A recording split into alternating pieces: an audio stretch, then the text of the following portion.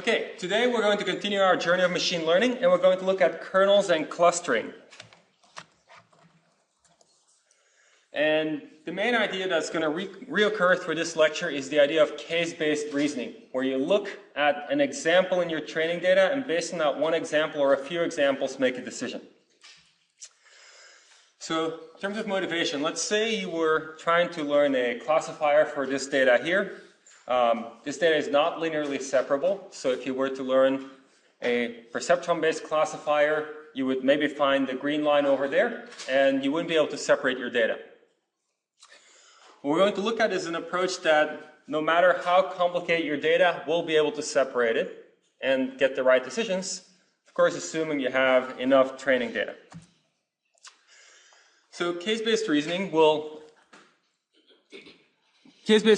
work by predicting labels by looking at similar instances. So let's look at this example over here. We have a two-dimensional space, feature 1 and feature 2. We have two positive examples, one here, one negative example over here. If we fill in every pixel in that rectangle with white if the closest label training point is positive, and with green if the closest label training point is negative, we get this drawing over here. So this is not a linear decision boundary, it's more complicated than that. We have a boundary that looks roughly like this, and that's generated purely based on the data here. If we were to move those data points around, that decision boundary would shift accordingly. So this is the kind of classifiers we're going to look at in this lecture. What you see here in this drawing is a one nearest neighbor classifier. So it predicts the label by just looking at the closest point. Whatever label the closest point has, whether it be positive, then you color white. Is it negative, you color green. If you have noisy data, where sometimes somebody labels something wrong, doing this might lead to poor performance, because now in the vicinity of a wrongly labeled data point, you'll always predict the wrong thing. So a way to get around this is, if on average at least things get labeled right, you could use a k-nearest neighbor classifier, which will look at the k-nearest neighbors, take a vote based on the k-nearest neighbors, whatever the majority label is, take that label, and that way you can cancel out some noisy labels if you have enough accurate labels nearby. The key issue here is how you're going to define similarity. So in this plot over here, this is just two-dimensional, some points. It's not a real problem, and we drew it out, and we get some result that seems meaningful. But what if you start doing something like, let's say, classifying digits or classifying faces and so forth? How you're going to measure similarity is going to be important, because the way you measure similarity completely defines how you classify here, because you'll classify based on the most similar example or a majority vote based on the k nearest examples. Okay, so at a high level, what's different about this is that we now are using looking at a nonparametric method. What is the difference between the two? Parametric, for example, Perceptron in last lecture, has a fixed set of parameters, a weight vector, or one weight vector per label for the multi-class setting. And the more data you get, the more accurately you're able to fine-tune the values in that weight vector. But the number of values you're trying to learn, the dimensionality of the weight vector, is fixed. In non-parametric models, you don't have a fixed parameter vector to start out with. You have something that somehow makes predictions directly from the data in a way where, as you get more data, probably your classifier will become more expressive in some ways. So in the limit, this is good because you can be very expressive. You adapt to the amount of data you have. But when you have very little data, this might not be great, because when you have very little data, you're putting in no prior information. You're not putting in the information that you know that it's likely a linear boundary or something close to linear. You're just saying, well, pick whatever is closest. That's not a whole lot of prior information. K-nearest neighbors is an example of a non-parametric method, where you have your number of parameters grow as you have more data. In fact, for one nearest neighbors, your number of parameters will grow linearly with the amount of data. You need to keep all your data around to be able to make your decisions. So let's take a look at how this works. Again, in this small example here, we have a positive example over here, negative example over there. When we have just two examples, here's the decision boundary we have based on the one nearest neighbor classifier. Now what's going to happen here is there is an actual decision boundary that you don't know yet. Data is being generated in this rectangle and labeled according to the actual label. And as we get more data, you'll see that decision boundary emerge. And you'll also see how much data it is that you need for this particular decision boundary. So we get a little more data. Now it looks like this. 10 examples. Pretty complicated decision boundary. Likely this is not exactly what you want, because with 10 examples having such a complicated decision boundary, it's probably overfitting. 100 looks like this. Go up to 10,000 here. This is what you get. At this point, we pretty much cover the entire space. We've seen an example pretty much everywhere. And if you look at the original ground truth classification labels, this is what it would have been. So after 10,000, we recovered that. With a perceptron, we would have never been able to recover that if we use a standard perceptron, as we covered in last lecture. Here we can recover it. It took a lot of labels, but if you're willing to collect the data, then you can fit to that data and get the right decision boundary. Okay, let's look at digits. How would it work there? Let's say you want to classify this test example over here. Well, these are your training data. So what you would do is you would measure the similarity with each of these training images, find which one's most similar, and then assign the label of the most similar one. Of course, that means you need to somehow have a way of measuring similarity. A naive way to measure similarity would be to just encode the image as a set of intensities. So if you looked at this before, you would have a rectangle representing the image, would be some kind of grid, and every pixel would correspond to an entry in your long vector representing the image, and you would directly transcribe pixel intensities to entries in that vector. It's not a representation that necessarily captures what it means to be a 1 or a 0 and so forth, but it is a representation of the image you have there.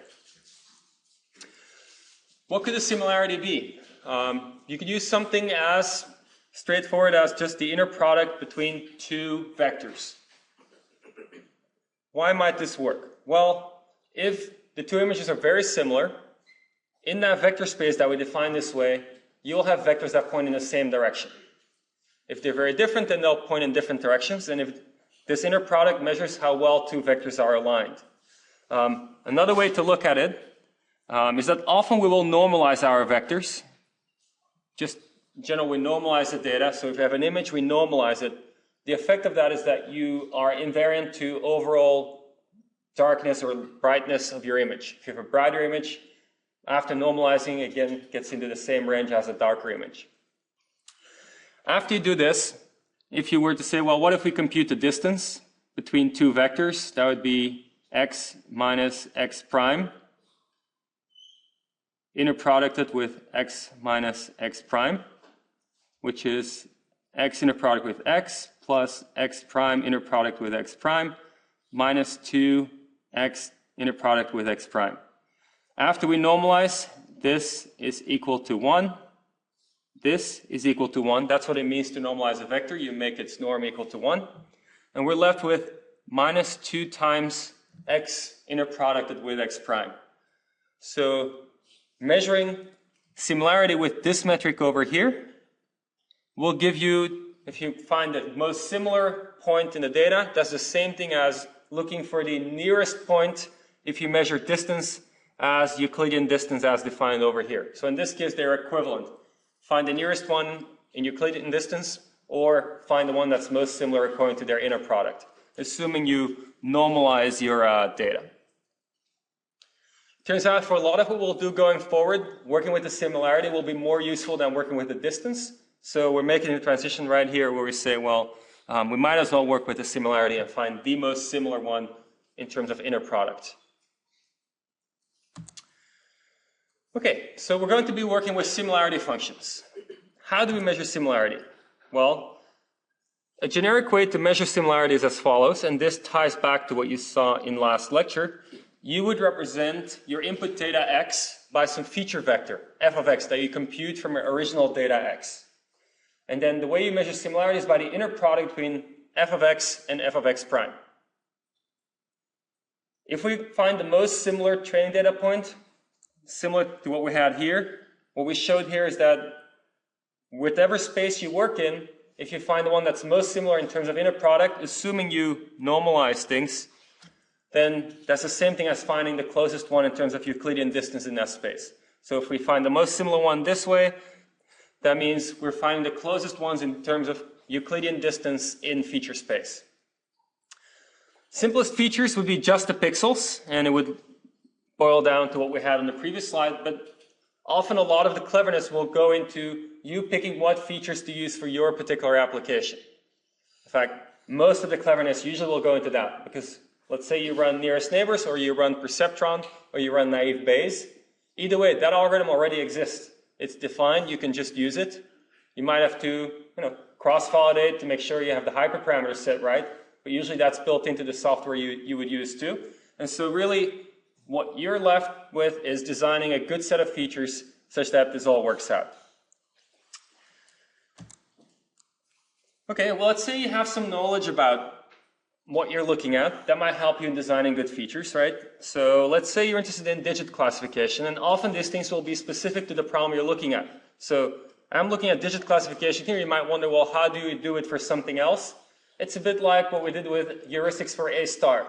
You kind of see a lot of examples how people design heuristics for A star and then get the hang of it and do it for new situations. Same thing here.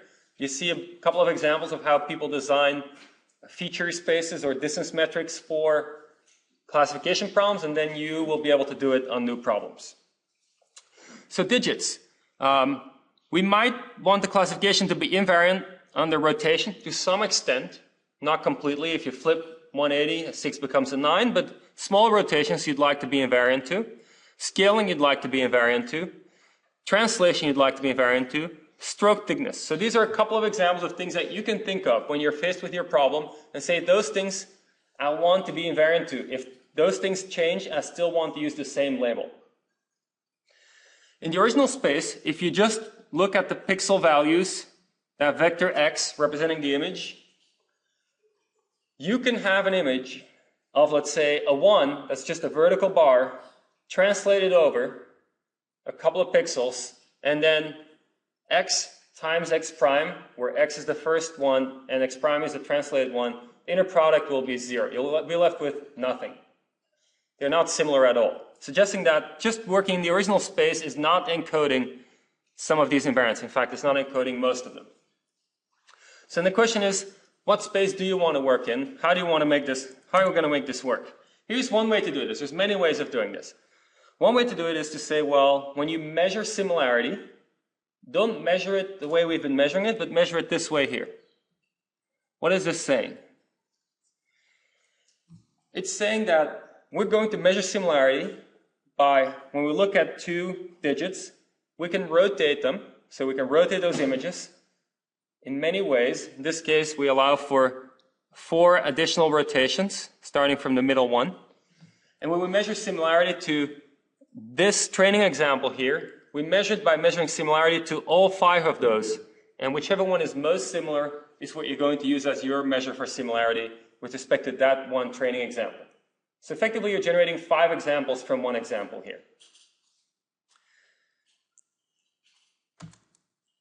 Another thing you could do is you could work with somewhat different metrics. So instead of working with similarity as we've talked about before, where you have some feature space and you measure inner products, maybe also to rotated versions of training examples, you can do something different, template deformation. So you'd have a piece of code here. And let's say this was a training example. This was your training example 6. If you now were to receive a test example, and it's shown over here, you see the bubbles where your pixels were dark. You have a template for your 9, for your 8, for your 7, for your 6. And for each of these templates, you look at all possible deformations of the template that you're willing to allow and see how close you get after deforming the template. So you might allow to deform the template by rotating, translating, wedging things together, and so forth. And whichever one gets the closest you're going to use as your measure of similarity. So again, you're building into the way you compute similarity here what you know about your problem, such that similarity is more meaningful than if you were to just work in pixel space. Okay, so that's nearest neighbor based approaches, and we've seen that there's really two stories here so far in machine learning. One of them is the parametric approach, which you've seen in previous lectures. You have a set of parameters, you learn them. The other line of work is nonparametric. You just directly base things on your training examples. Of course, in both cases, it's important to have good features. And in the second case, it's important to also have a good measure of similarity. Now what we're going to do is we're going to look at a way of infusing these ideas from the nonparametric approaches into the perceptron. So we're going to see effectively a nonparametric perceptron. Starting from what we had last lecture, going to change it. It's going to become nonparametric. Okay, why were we not happy maybe with what we had with the nearest neighbors? Or what is it about perceptron that it gives us that we don't have in the nearest neighbor approaches? The main thing we don't have, aside from that we're now building in prior information through having a finite set of parameters, the main thing we don't have is that you use nearest neighbors, you just have your data sit there, you don't use your data in any way. You don't study the decision boundary generated by your data and then evaluate the quality of that decision boundary in your training data and then maybe decide to move it around. That was what Perceptron was doing. It would look at your training data, look at your current decision boundary, and then move it around to make it better fit the training data. These nearest neighbor approaches do none of that. They just have your data sitting there and don't evaluate in any possible or any way whatsoever how well they're doing to decide on how they'll make decisions. Okay, so let's see how we can do this. First question. Let's say you run the Perceptron algorithm, and you've been running it for a while, so you have seen a bunch of training data. You found a weight vector WY for class Y. Can that weight vector WY just be anything, or are there some limitations on what you might end up with?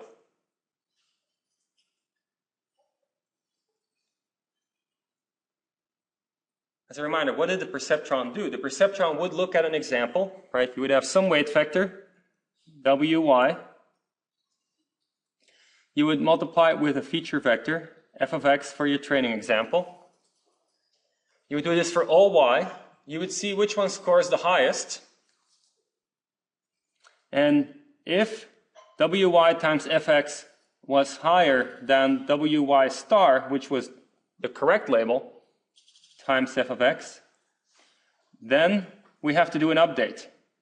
Because that means we predicted the wrong label. We predicted y instead of y star.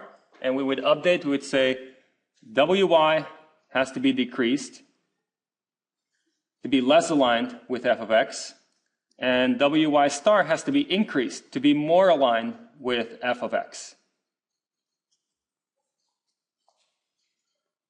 So looking at these equations here, what you see is that as we run the Perceptron algorithm and we keep track of the weight vector WY for each classification label y, they end up being a sum, both with positive and negative signs, of the feature vectors of your training data.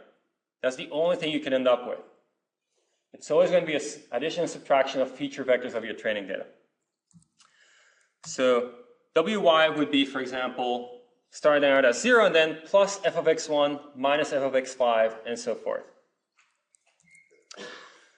So more abstractly, this is what you end up with. You have a weight vector WY as a weighted sum of feature vectors computed on your training data, where each training data point xi will contribute some amount alpha iy. In this particular case, we run a Perceptron. This alpha iy will be an integer. Could be positive or negative. There will be some integer saying how often xi contributed to wy.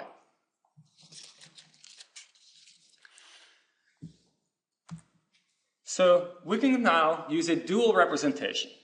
And for now, it might not be clear why we want this, but we know we can do this. We can, instead of keeping track of the weight vectors explicitly, we can keep track of these alpha values. So we have an alpha value for each training data point each classification label, we have an alpha value, alpha IY, for training data point XI, label Y, how much that training data point contributes to the weight vector WY. So now instead of having WY, we have alpha Y, which consists of these entries, where 1, 2, and so forth till n index over your training data. We can always go back.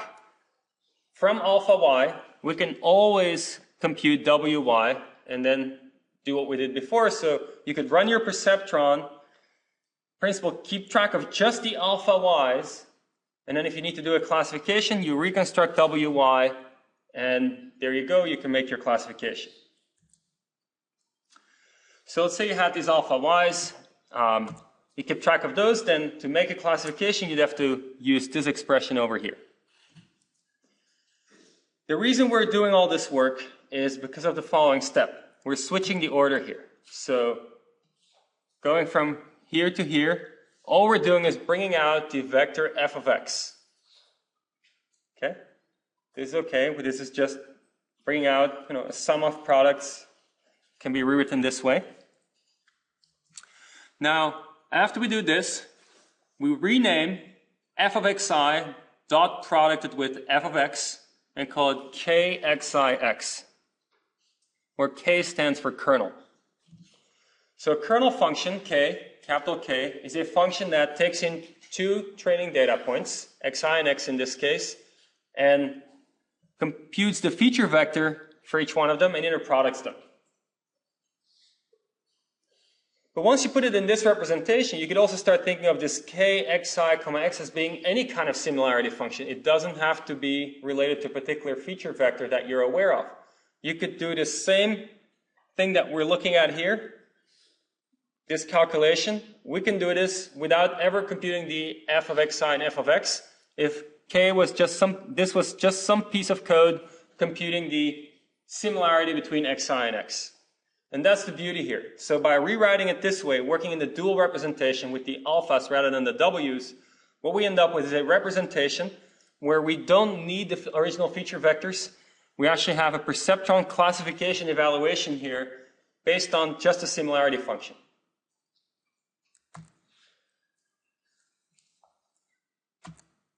Okay, so here's how the dual Perceptron works in completeness. You start with 0 counts. All alphas are 0. So for every classification label y, alpha y is an all zeros vector. Just one thing to keep in mind, if I say alpha y, that is a vector, and the number of entries in that vector will correspond to the number of training examples, right? This is keeping track for each training example of what the contribution is of that training example to the vector wy, what we use for classification. Then you go through your training data, just like in the primal Perceptron. You try to classify some training data point x, let's call it xi. How do you do it? This computation over here. We know that effectively corresponds to reconstructing your weight vector wy from these alpha vectors for each classification label y, and then computing the score wy times f of xi. But we don't have to go through that route. We can also directly compute the similarity k, xix, and never compute the features. If it's correct, we don't need to update anything. If it's wrong, then we need to do the same update we've done before. This is what we used to do. What's happening? Minus f of x for wy. That means the entry, actually, it is n over here.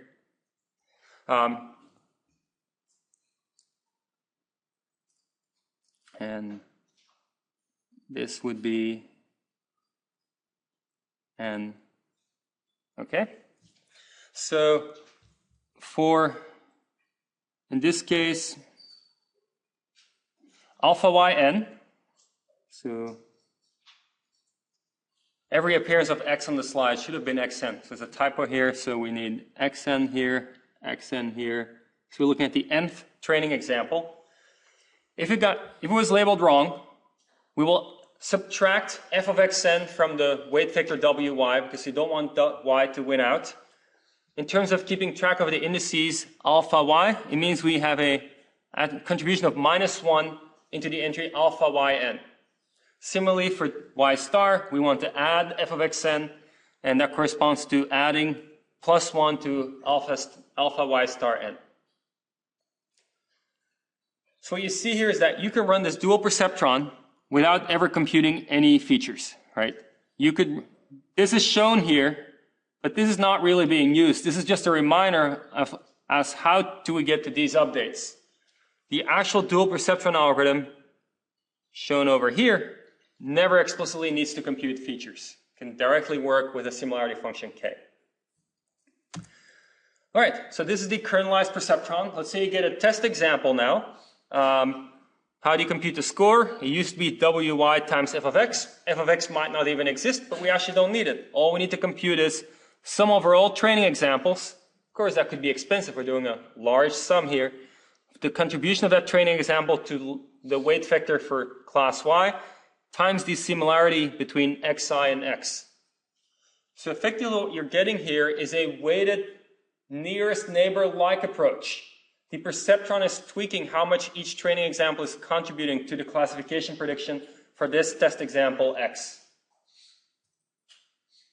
If it were just nearest neighbors, what would it do? It would just put all weight on the nearest example and 0 weight on everything else. But that's not what it learns. It learns weights alpha that are in some sense tweaking the decision boundary in a way that you do well on the training data, and you hope then that that does well on the test data too.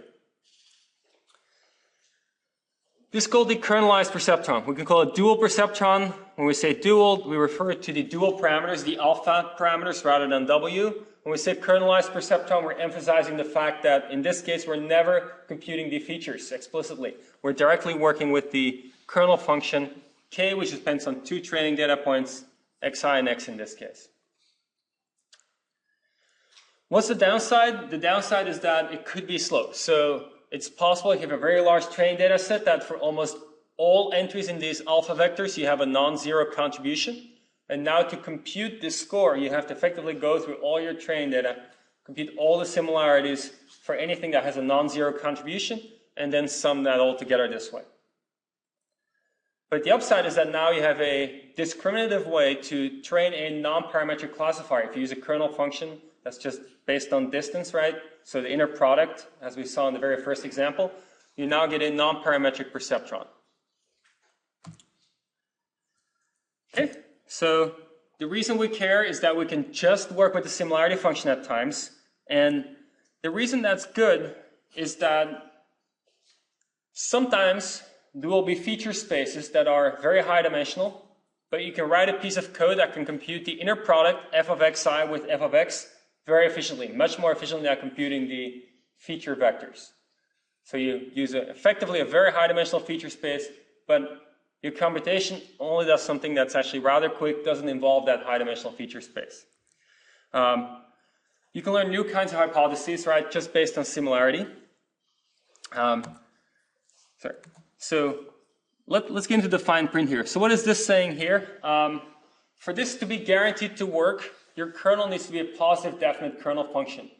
Effectively what this means is that there exists a feature vector that if you were to use that feature vector and inner products with that feature vector, you would get back your kernel. So if there has to exist some feature space such that kx, y, no, let's not use y, let's say kxi, xj equals f of xi times f of xj. If there exists such a feature space, then your kernel function is okay. If it doesn't exist such a feature space, this whole approach might break down in some subtle ways. The beauty though is that, and it can even go beyond large feature space. You can have feature spaces that are infinite dimensional, so you can never compute the entire feature vector, but the kernel function would end up being very quick to compute. So one example would be if you use as your kernel function e to the minus xi minus xj Euclidean distance squared. That's a Gaussian kernel or a radial basis function kernel. If you use this one, Turns out there is a feature space, it's infinite dimensional, so you couldn't actually work in the feature space, but you can use this kernel. This will act a lot like a nearest neighbor classifier because similarity is measured by distance, but you'll be able to tune things very finely based on how well you're classifying your training data as you run your Perceptron algorithm.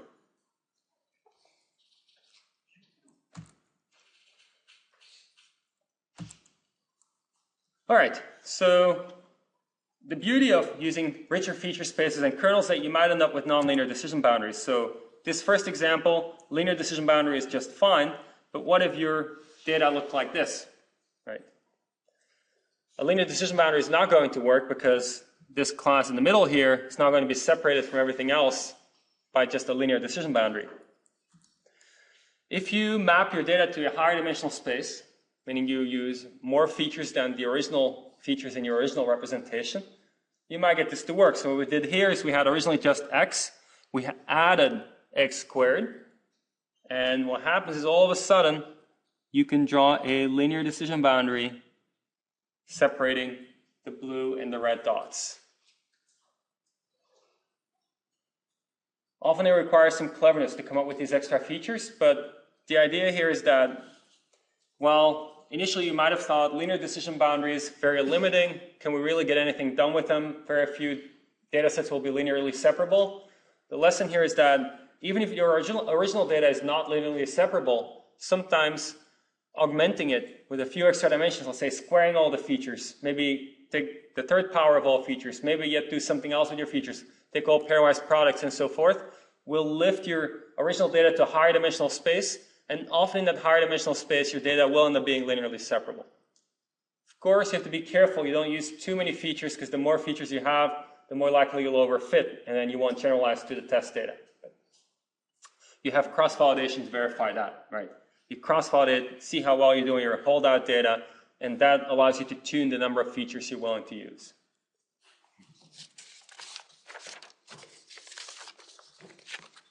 Here's another example, a pretty classical one. If you have this kind of one class lies inside the circle, the other class is outside of the circle. If you work in the original space, there's no way you can linearly separate these two classes. If you add the distance from the origin as an additional feature, then the points further out will be raised up in that third dimension, and the points closer in will be lower. And now you can have a decision boundary that separates them by just using that new feature, in this case, just using one feature.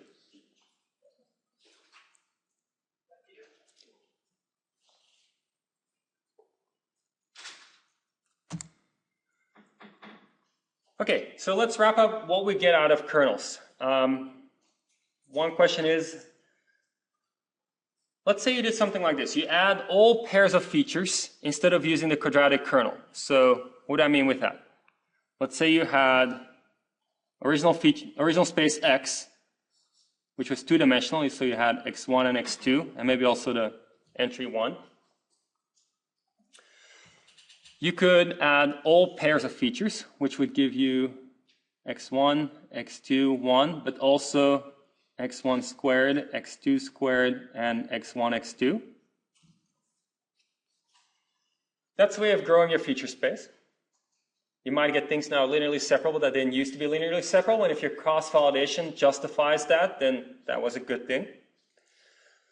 So often you can do that. You can work in this augmented feature space, but often also you'll see that there are simplifications you can make and faster computation if you work directly in kernel space. So for example, if you were to compute the inner product of data points that are mapped this way, so if this were the feature vector for x1, where I put the 1 at the top, and you were to take this, we call this f of x1, inner product with f of x2, turns out that ends up being equal, assuming some correct scaling here. I think there is some square root 2 happening over here. Maybe there's another coefficient in front of these, but effectively it comes down to computing 1 plus x transpose x squared. Or not, let's see, something of that form. Yes, this form over here is the same. And this, well, not x transpose x. Sorry. 1 plus x1 transpose x2. So the inner product between x1 and x2, if you don't like transposes, is what's sitting there, squared, and that's your kernel function between x1 and x2. So what you see here is that if you were to directly compute the kernel function evaluation, you just have the inner product x1 and x2, which is a low-dimensional inner product, add 1 to it and square it. If you want to work explicitly in feature space, it blows things up for you a little bit. You first have to go to a 6-dimensional feature space. You would inner product in there, it's going to be more expensive. This is just the example if you were to use all the pairs of features. You could say I'm using all triples, I'm using all quadruples, and so forth. And you'll see this grow very quickly. If you work directly in feature space, the size of the feature vector will grow very quickly. Whereas in kernel space, you'll actually still, all you have to do is compute a similarity of this format here, where you compute this inner product in the original space, raise it to some power, and you get the same similarity function. The extreme case was the Gaussian kernel, which we wrote on one of the previous slides, right? E to the minus x1 minus x2, Euclidean distance between them, squared. That one has an infinite dimensional feature space, can never compute that, but this similarity here, kx1, x2, you can compute pretty quickly. So sometimes it's good to use kernels because that way you can compute things more efficiently. Sometimes it's good because otherwise you couldn't even do it. Are there any downsides? Keep in mind the downside is that when you use kernels, you have to work in the dual space, which means you have to keep track effectively of a weight for each of your training data points, right? For each of your training data points, each classification label, you have a weight, this alpha IY. So you have to keep track of a lot more stuff there. And when you classify, you have to compute inner products with your training data, computing this kernel evaluations with your training data. So it's more expensive, you're keeping track of more things. But if you're going to work in this high-dimensional space, let's say, which would be generated by this set of features, it's really the best you can do.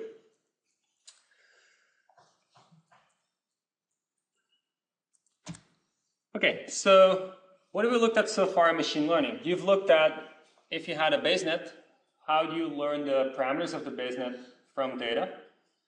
You've looked at, if you want to build a linear classifier, how you can run the Perceptron algorithm that will learn a decision boundary that will linearly separate your data. You saw extensions of that, such as Mira and support vector machine, that tune that decision boundary in a slightly different way that often is a little more effective. And then today we saw extensions where we say, well, what if we want to do something non-parametric? We want that complexity of the decision boundary to adapt to the complexity of the data.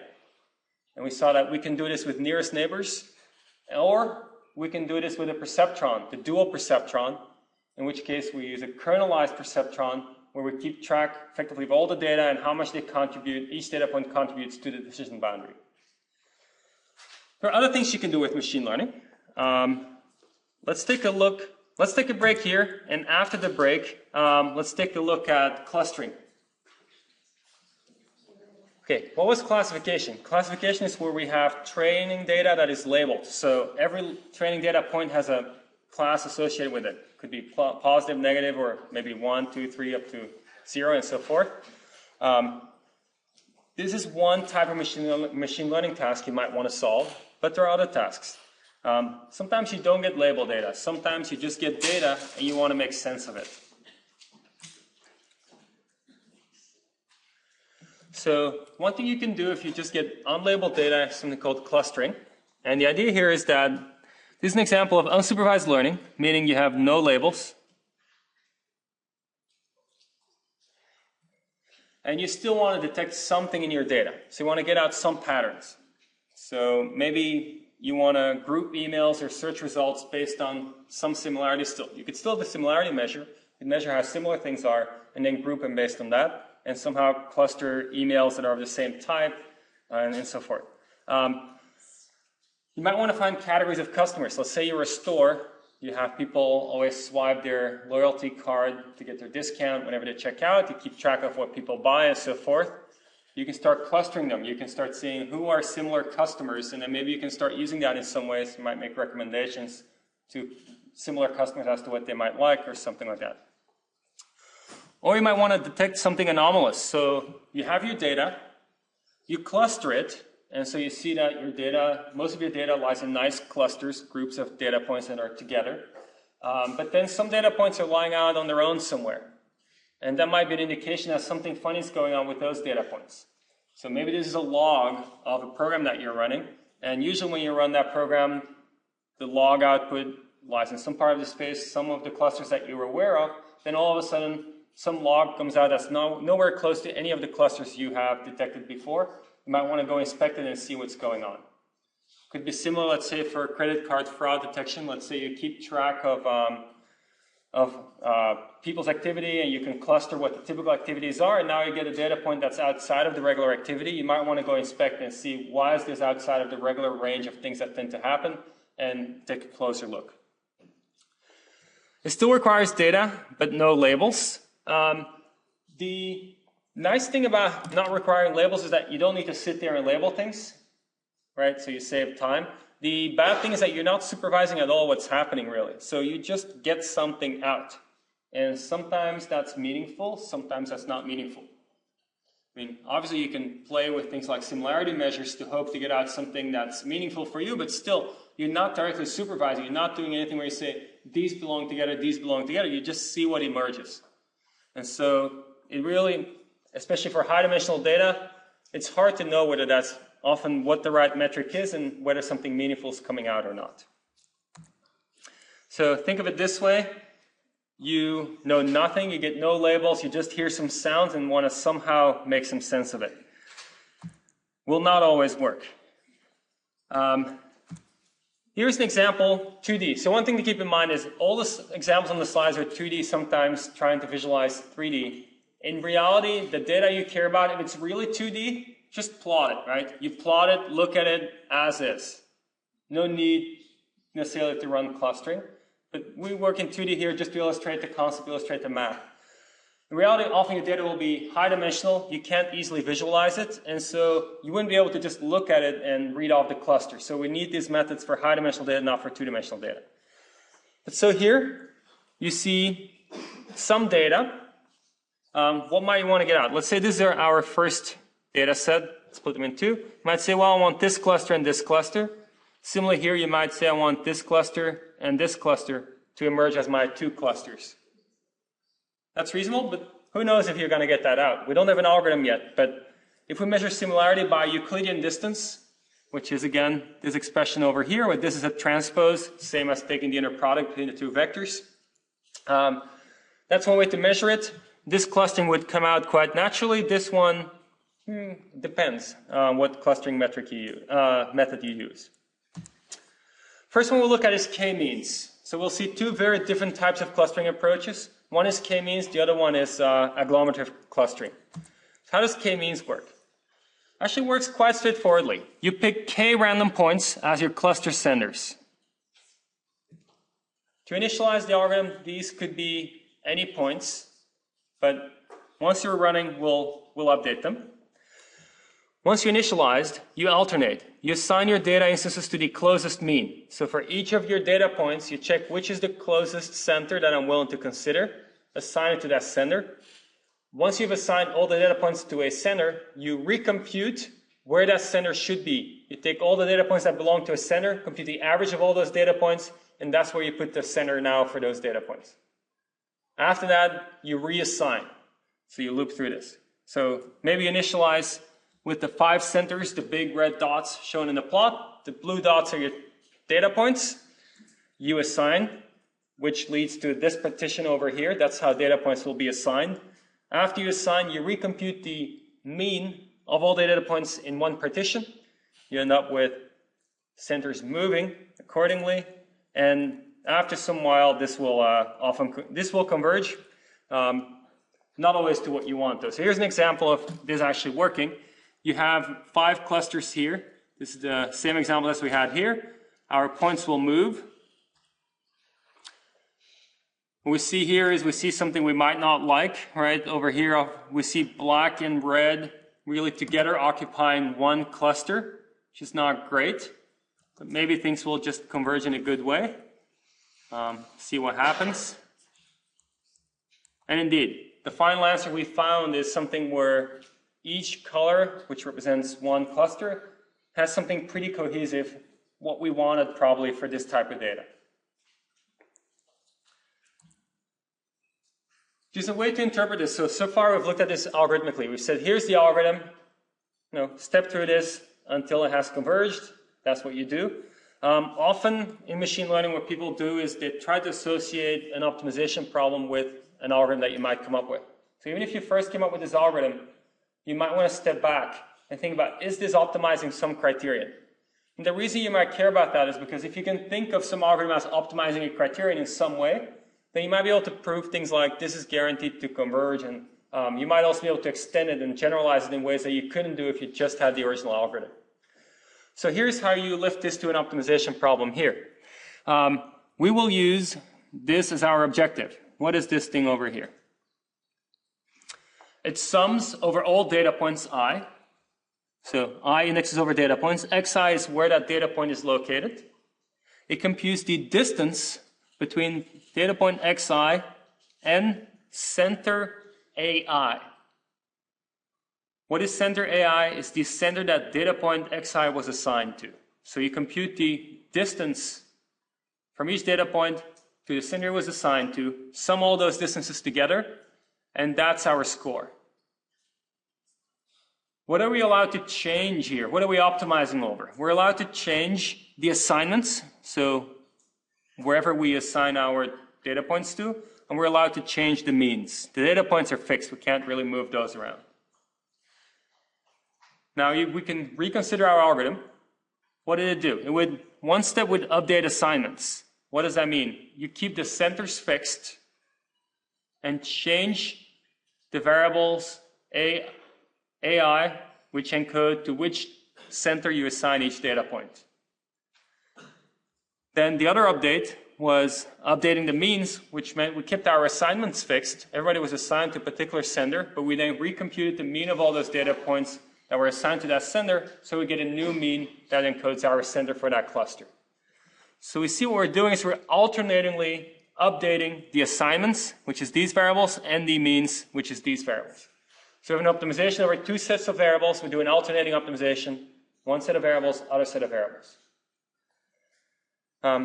Why is it interesting to look at it this way? Now we can actually see that this is guaranteed to get us somewhere, right? We're effectively running a hill climbing procedure here, right? In some way, something like hill climbing. We pick a set of variables. We see how much we can improve by just improving that set of variables by changing its assignment, and then look at the other one. Every step we take, this score here is guaranteed to get better, right? Whenever we pick a closest assignment, we update the assignment, the score will get better because we pick the closest center, which can only be better than any center you picked before, equally good or better. Whenever we change the center values, C, it takes a little bit of work to prove that. We're not proving this in this lecture, but you can show that if you have a set of points and you want to find the one point such that on average the distance is the lowest, you need to take the mean of that set of points. The mean of the set of points is the one that minimizes the average distance to a fixed point. So we know that in each step we're improving this score, which means that as we run this algorithm, we're improving this score. And if you keep improving a score, and you know that that score can only be improved up to some limit, you can, for example, never go below 0 here, right? If you have some series that number that goes down, keeps going down as you proceed, and it can never go below 0, then you know it'll converge at some point. So you know this algorithm is guaranteed to converge to something as you keep running it, thanks to this particular analysis here where we look at it as an optimization problem. It'd be much harder to just look at the algorithm as an algorithm in the abstract, just moving things around, and we prove something, but by looking at it as an optimization, it's fairly straightforward. Okay, so this summarizes the two steps that we just talked about. One of them is reassignment, the other one is recomputing the center values. This is how you compute the center values. It's just averaging all the ones that were assigned to it. This is what you would get as your update. We know this can only decrease the distance, but it takes a little bit of work to prove that. It uses this fact over here. One question you might ask yourself, we know this is now going to get somewhere, but is it always going to get to the same place? It turns out it will not. It can get stuck in what you think of as a local optimum. You're optimizing an objective, you might reach some value, and might not be that great a value. So initialization matters. Where you initialize will affect where you end up very often. So here's one initialization, and if you run k-means on this initialization, it will work quite well. On the other hand, if you initialize this way, you will pretty much converge to something quite similar to what you already have here, and that's not what you want. The nice thing is that we do have a score, right? We do have this scoring function that measures the average distances of all points to their centers. So if we end up with, if we have two initializations, we can compare the score and see which initialization led to the final result with the best score, retain that one, and that's our best clustering potentially, at least with respect to the score we're considering. So there are various schemes to prevent this from happening. You might want to look at things like what's the variance within a cluster. If the variance within a cluster is quite large, maybe that means you really should be making that into two clusters. If the variance is very low and you have two clusters very close together, maybe you should merge them. In terms of initialization, people will do things like pick a random data point at first, and then after that, again pick a random data point, but only keep it if it's not super close to the first center you already picked for initialization. So you get somewhat of a spread of your initial centers as you initialize things. So here's an example of k-means getting stuck, right? Very similar to the example on this slide here. You will end up with essentially this clustering, which is not the one you want, and only way you'll get out is to initialize again, run again, and hope that that new initialization leads to a better result. All right, will it converge? We know it will converge because it's optimizing its objective that is bounded below by 0. To a global optimum, usually not. I mean, that would be a very special case. We'll always find the true patterns in the data. Well, how do you find true patterns? Usually when you're clustering, you don't even know what it is that you're looking for. So it will find something. What it finds will be influenced by the similarity metric you use, the feature space you use. So if you don't like what you find, maybe you should change your feature space, see if you find something more meaningful. Will it find something interesting? Well, depends on how you define interesting, right? Do people use it? Yes, people use it a lot. There are many places where this is used. It's often the first kind of thing you run on data you want to try to analyze, get a feel for what your data is like.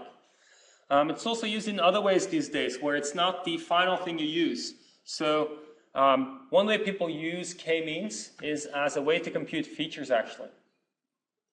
So what you would do is you would take your, let's say you would get an image, instead of working in the raw pixel space, which is, we know, not a great space to work in, you would take patches on your image, let's say 4x4 patches. You'd have a sliding window of 4x4 over your images. You would, in that 16-dimensional space, 4x4, so 16-dimensional, you would run k-means. This would generate some clusters. And then to represent an image, you would take, again, every 4x4 window on that image. For every 4x4 window, you would check which cluster does it belong to. And if you're in cluster 1, then feature 1 is active. If you're in cluster 2, feature 2 is active, and so forth. And so that's a way that's very data-driven to come up with features for, let's say, images, where it's quite commonly used. How many clusters to pick? Those things are really, you cross-validate in some sense over this. In this case, you don't have training data to tell you whether you got it right. So you cross-validate by running with different numbers of clusters, looking at the data yourself, inspecting whether your clusters are meaningful to you. And if not, then you might pick a different number of clusters and inspect again. So you're in the loop here. With clustering, you're pretty much always in the loop to see if things come out meaningfully. One thing we're not looking at, but that I do want you to be aware of, there are little things you can do if you were willing to say things like, these two data points should be in the same cluster, and these two data points should not be in the same cluster. Some clustering algorithms will allow you to incorporate that. There are versions of k-means where you can supervise things a little bit and say, those together, those not together, and then it'll come up with a distance metric for you, a way of measuring distances that obeys your constraints. Right, here's a very different way of doing clustering, agglomerative clustering. K-means, the kind of clusters you get are in some sense, everything has to be close to the center. That's the idea, right? You have a center and that's representative of your entire cluster. That's not always the way clustering works. Some data sets, that's not how it works out. So let's say we look at this data here, and we run agglomerative clustering. We'll just look at the algorithm here. The first thing you do is you merge very similar instances. So rather than building up a clustering as a whole, you would say something like, well, these two over here are very similar, very close together. Let's put them in one cluster. And you look at it again, you say, well, who are now the really close ones? Well, maybe these two. Also put those together. And you go along through your data, find pairs that are really close, and also you're happy to, if this is a pair that's close, you're also happy to merge it with another point that's close to that pair. And so you're bottom up in some sense, building your clusters, rather than putting down centers and finding what's close to it and finding agglomerates around a center. You build it up from the data here. So here's the process. You pick the two closest clusters in your current clustering, merge them into a new cluster, and stop when there's only one cluster left. You might wonder, well, that's kind of stupid. You end up with just one cluster at the end. But the idea here is that when you're doing clustering, you're inspecting your data, and you come up with a family of clusterings here. Initially, there are many, many clusters. Initially, every data point is its own cluster. Probably not the clustering you want. And as you go along, there will be less and less and less clusters, and somewhere along the way, likely there's a clustering level that is right for you for what you want to do. All right, so as you do this, what you get out is a tree structure, right? As you merge things, you get this kind of tree structure out, and that is called a dendrogram, and that is what you will inspect in some sense as you inspect your data. You'll see, well, is this level of clustering the right one for me? When you merge clusters, you need to measure how similar they are. And there's a couple of ways to measure that. First of all, there's a similarity metric between points that you define, but then you need to somehow turn that similarity metric between points into a similarity metric between clusters, right? And there's a few ways to do this. One option is to just go with the closest pair. That's called single link clustering. So what that means is you look at two clusters. In each cluster, you see which point of cluster 1 is closest to which point of cluster 2. Measure the distance between those 2 points, and that's the distance between the clusters. So if any part of 2 clusters is close to each other, the clusters are close to each other. You can do the opposite, furthest pair. That's a complete link clustering. Here you look at all pairs of points from both clusters and see which 2 points are the furthest apart. This will give you clusters that are more cohesive, where everything is more centered around one particular region. This will look more like the clusters you get from, let's say, k-means, where things are all sitting together when they're in one cluster. Single link clustering can find you clusters that are very elongated, that look like this in terms of points that you have. Right, single link clustering will nicely make that one cluster and the other row of points, the other cluster. Even though some points are very far apart, single link will end up with clustering them the way you probably wanted in this case. Whereas furthest pair will not have that same behavior for this type of data. You can take the average if you're not sure what to use. You can use something related to variance and means. There's many ways of doing this, and you'd probably just try a bunch of different things based on what seems meaningful for your data.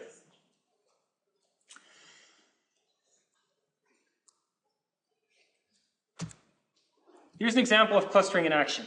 So this is Google News. A lot of you sure are familiar with it. What's the task here? You're trying to scrape the web for news articles. You might have an idea of what makes for a news article based on which site is publishing it.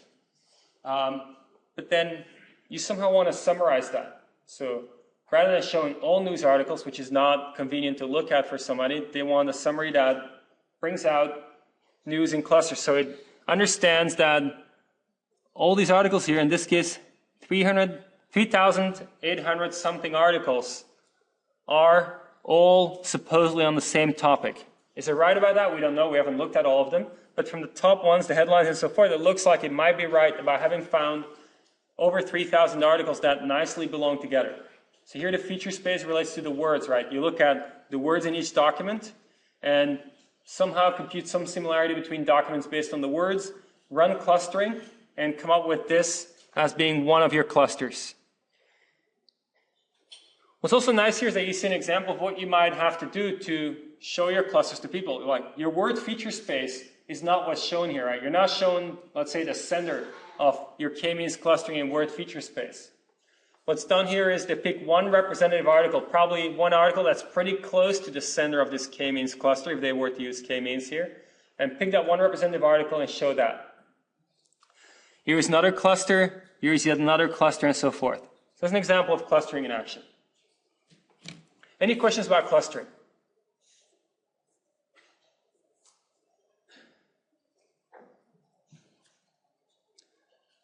Okay, perfect timing. We're going to go back to the Perceptron, and we're going to look at a little part of last lecture that kind of didn't fit into last lecture.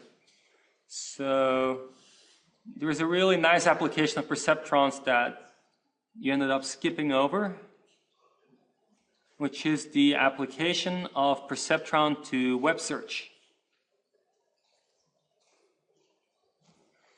So I'm sure everybody has used web search here. You type some words into a box, and all of a sudden, out of the billions of pages out there, it finds for you the ones that seem most relevant. In many ways, many times it's actually quite right about that. Okay, so here's an example. Let's say you type into a search engine Apple computers. Then what might you want to get back? Well, there's many pages that discuss Apple and computers, and the one you might want to get back is, let's say, the Wikipedia page that explains something about Apple computer, both because that page is relevant to your query. It's about Apple computers, not just about apples, not just about computers, and also because that Wikipedia page is an authoritative page. It's considered a page where likely the information is quite good compared to maybe another random page that also has a lot of Apple and computer appearing on it. But of course, you can't really. Well, people used to curate these search engines back before Google came around by hand, tried to make sure that if people search for something that the correct results come up. But that quickly became unmanageable to by hand index the entire web and by hand decide which page is the most relevant for which query and so forth. Right? That was the old kind of Yahoo approach. You built directories of the web, effectively you browse the directory, computers, personal computers, Windows, and you kind of branch in, and then there's some documents that they thought were associated with that. That's unmanageable when people just put so much content on the web, as they've been doing for a long time now. And so the first one to come around with a more automated way that works quite well was Google. And we'll take a look at some of the basics of how to do it, their web search. So it's not exactly classification, but it's ranking. So what you want to do here is you want to, of all web pages out there, for a given query, you want to predict which page is the highest ranked, the most relevant, which page is the second most relevant, and so forth. It's not exactly classification, right? You're not predicting a class, you're predicting a ranking. Turns out a perceptron can give us that. So how do we rank with a perceptron? Here's what you could do. Let's say you get this query, Apple computer. You will now compute a feature vector. And this is different from what you've seen before. You will compute a feature vector that depends on both, in this case, the data Apple computer, which is your X. It's your test example, Apple computer, as well as on the label, all the contents of the label. So in some sense, this entire web page talking about apples is your label. That's one possible thing you'd return. It's not exactly a label, we're ranking, but it's the equivalent. So we'll compute a joint feature vector between the query X and each web page. So there will be many of those, right? So for all web pages out there, in principle, of course you'll prune it. You'll not do it for web pages that you know with some heuristic are not relevant, but for all ones that could be relevant, you compute this particular feature vector. And once you have that feature vector, that's going to be somehow representing how relevant each page is to your query. So this is your summary. Once you compute that feature vector, you never go back to the original page or the original query. What is this encoding? 0.3 could be the, let's say, page rank. page rank of this particular page, which is the Wikipedia page on the fruit apple. So I think we covered PageRank when we looked at Markov models. PageRank is something that essentially stores the reputation of a web page based on how many links are coming in from other web pages that have a high PageRank. 5 here would correspond to, for example, how often did the word apple appear on this particular page. 0 would correspond to how often did the word computer appear on this particular page, and so forth. When I say how often does apple appear on this page, we're going to generalize this. This is really the count of how often the first word in the query appears on that page. This is how often the second word in the query appears on this page, and so forth. This is a very generic thing. It doesn't really depend on Apple and computer. For any query, we can compute a feature vector for every web page in that query. The first one's PageRank, next one is how often the first word appears, how often the second word appears, the next one, maybe how often both words appear together is the next one, and so forth. And the hypothesis we're making here, and the kind of what we'll be working with, is that if we knew how to multiply, if we were to multiply this with a weight factor that correctly weights the importance of each of these features, then that product of the weight factor with this feature vector will tell us how high we should rank each of these pages for this particular query. So we're going to rank them by multiplying with a weight factor W. And whichever one gets the highest rank is the one we'll return. So what's W encoding? W will encode how important is PageRank relative to matching the first word, relative to matching the second word, relative to whatever the third feature is, and so forth. This is a typical machine learning type task, right? You know roughly what matters, but you don't know how you should quantify how much each of them matters against each other. Now you can run a Perceptron algorithm to learn the weight factor W that will get a ranking out that's the ranking you want. So let's say you have a bunch of inputs X, a bunch of candidate pages Y. So you have many feature vectors, f of x, y.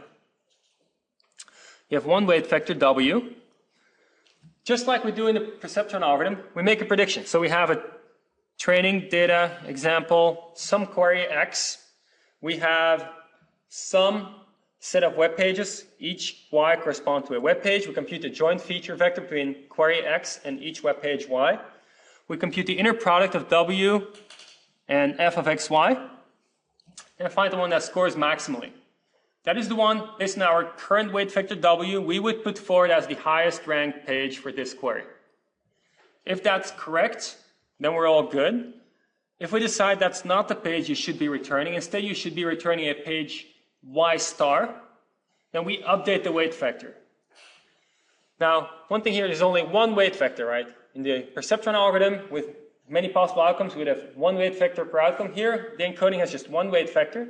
And so the way we're updating is we want to, in this case, decrease the score of Y, because it was winning out and we didn't want it to win out. So we subtract f of x, y from the weight factor, and we want to increase the score of y star. So we add on f of x, y star, which will increase the score for the web page y star. If you have enough labeled data to cycle through, you'll learn a meaningful weight factor here that can tell you for any given search query what you should be returning as the highest ranked page. In fact, not just the highest ranked page will likely be meaningful, but you'll get a ranking out that overall will be quite meaningful, especially at the top, because the top of the ranking is what you focus on in these updates here. Any questions about that?